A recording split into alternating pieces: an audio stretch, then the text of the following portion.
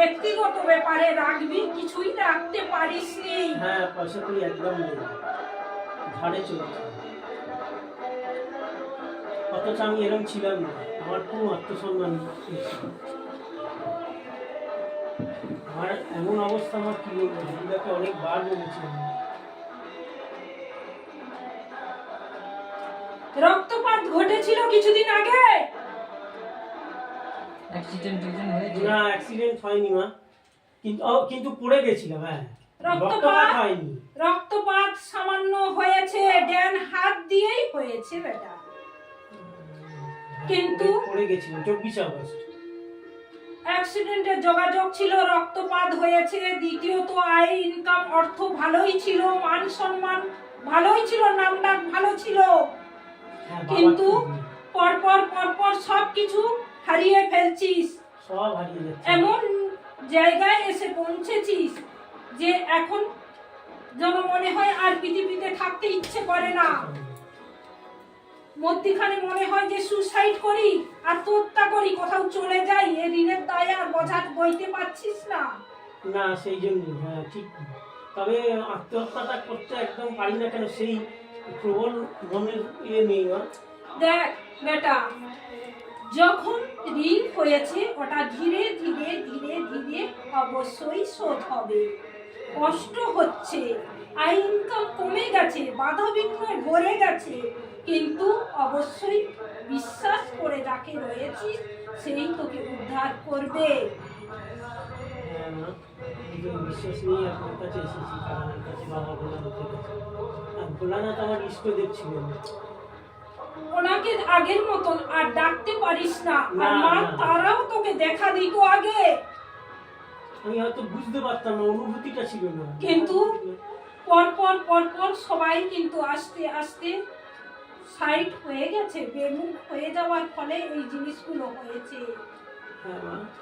বাবার ত্রিশূল এবং বাবাকে তুই খুবই আপন করে পেয়েছিলিস, আর ওনার ছাড়া চিনতিস না কোথাও।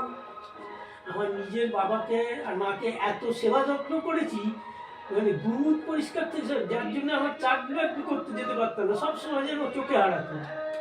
অনেকে এইসব জন্য বলতো যে কি মানে বাবাদের, তোমরা তো নিজে হাতে ছেলেকে নষ্ট করে দিচ্ছ। কিন্তু আমার উপায় ছিল না। আমার মনে হতো, বাবারা মনে করতো যে আমি চলে গেলে যদি, মানে ও চলে গেলে আমার যদি এক্ষুনি মায়েরও পান্ডা বেরিয়ে যায়, ও আমার কাছে থাকবে।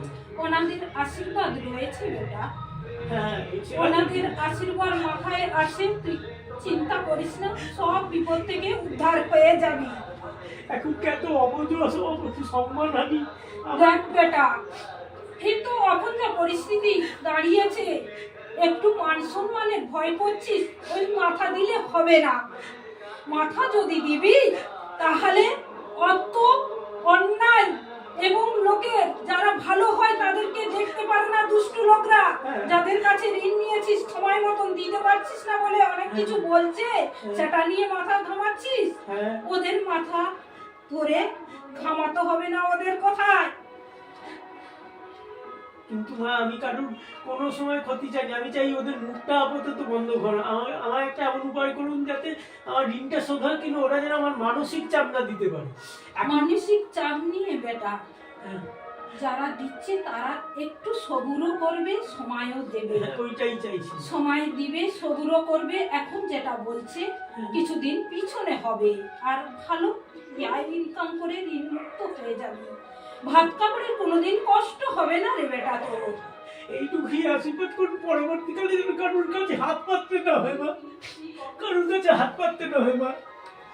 হবে না বেটা, নন্দী ভিঙ্গি সঙ্গে রয়েছে, নন্দী ভিঙ্গি এখনো সঙ্গে রয়েছে, ওরা তোকে ভুলে যায়নি।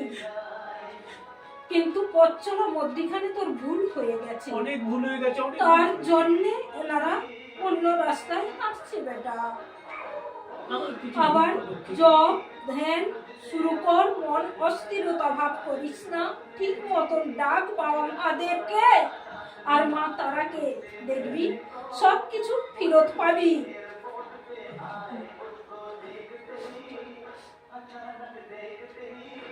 মানে অনেক জায়গায় কাজের ক্ষেত্রে টাকা দিয়ে ঠকেছি, ভুলভাল জায়গায়, এখনো কাজের সুযোগ আসছে না। পাবি না কোথাও। প্যাকিং এর কাজ এখন যা চিটিং ব্যবসা